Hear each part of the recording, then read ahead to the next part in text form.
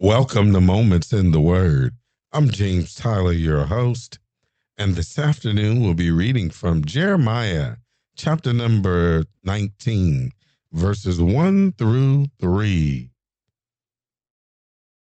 Thus saith the Lord, go and get a potter's earthen bottle, and take of the ancients of the people, and of the ancients of the priests, and go forth unto the valley of the son of Hinnom, which is by the entry of the east gate, and proclaim there the words that I shall tell thee, and say, hear ye the word of the Lord, O kings of Judah, and inhabitants of Jerusalem.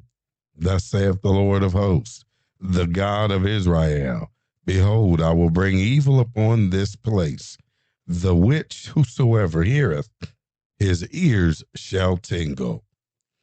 Now, when we turn and we look at the context of this text here, we see that it describes the prophet taking a clay jar to the valley of Hinnom and proclaiming God's coming judgment because his people had forsaken him. One strong point we can draw for Jesus and our lives is this: the broken jar itself points to the seriousness of rejecting God's covenant. And Jesus embodies both the warning and the hope. In Jeremiah, the scattered vessel symbolized irreversible judgment when God's people hardened their hearts. Jesus takes that image further.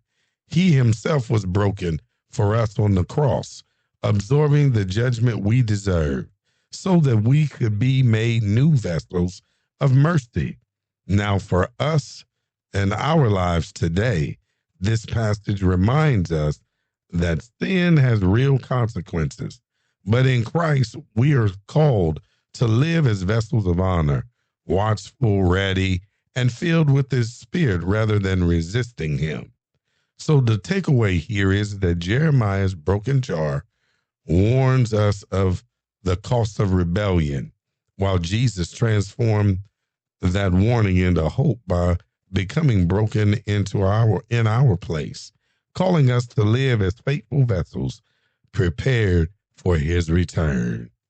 I'm James Tyler, coming to you live from the Castle Studios, and welcome again to Moments in the Word.